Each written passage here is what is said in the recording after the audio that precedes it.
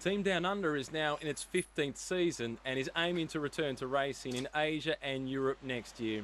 Formerly known as the Cycling News Down Under team, it was a launching pad for many Australians. Started the team in 1998, pre-Tour Down Under. I founded the team for riders that didn't make institutes and stuff like that, to give them an opportunity to race in a team environment. I've tried to attract a few more experienced riders to help our local guys, just to give that European feel to the team, because our goals are to go back overseas. I'm here to bring experience and to have an experience for me to live in Australia.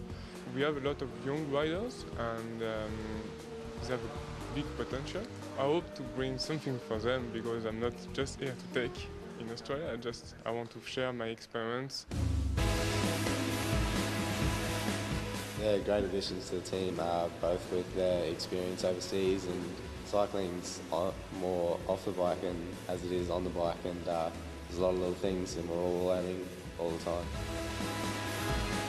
Our goal for the whole National Road Series is to build our team classification up, and if we can pick up a few results along the way, it's going to absolutely be a bonus for us. This is our fourth year back in Australia.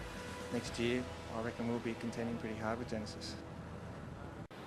Several local bike riders are busy preparing for the race of their lives. The lads from the locally owned pro team Down Under have put the finishing touches on their preparations before race 1 of the National Road Series in Perth. I think we should go right. Like, we all sort of race around here together and that, so we all sort of know who's going well and who's not going well, so pretty keen to get started with the big stuff. Woods says everyone on the team wants to emulate the likes of Robbie McEwen and Sarah Carrigan and one day join Pro Tour teams or maybe even ride at the Olympics.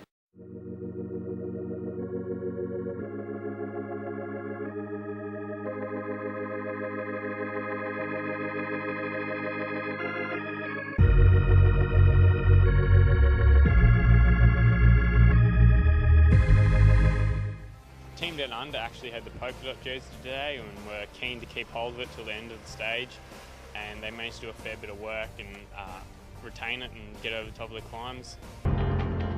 A lovely picturesque morning this morning at Point Danger here in the Tweed Coast. They'll head out through Tweed Heads and over through the hinterland, Balambul, Mawullumbar, Burringbar Range, the old highway, come back and then finish on a very challenging Mount Warning climb. So I went on the attack over the hill and I got second on the first KOM, and I ended up pushing it down the descent. Ended up with Genesis riding a search to retain, and they wouldn't work together. I just said, let me go, your teams can bring me back later in the day. I thought if I got to the sprint, they might let me go away. So I rode to the sprint, won that, and then got away again with Darren Lapthorne. At about 106 Ks, which is the second KOM, I managed to stay away, win the KOM, and the boys caught me then, and then after that it was a flurry of attacks. This is the stage where the tour will be won.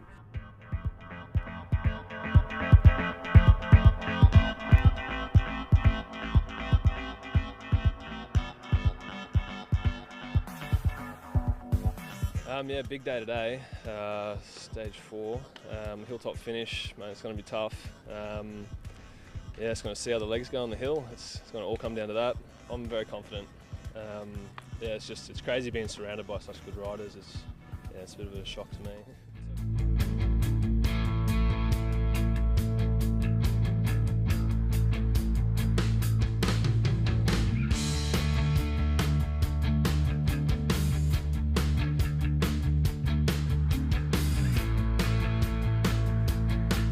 It stayed away to 85 kilometres. It included Carl Evan and Darcy Norton. Budget and Down Under rider got away. They got a couple of minutes.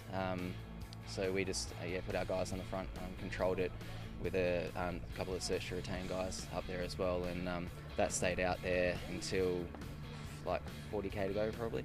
And from there was a bit more attacking and whatnot, and we just sort of wanted to keep the pace higher coming into the early part of the climb. Now those two guys worked very well together. They made it to the turnaround and started to come back, seeing the bunch on the other way.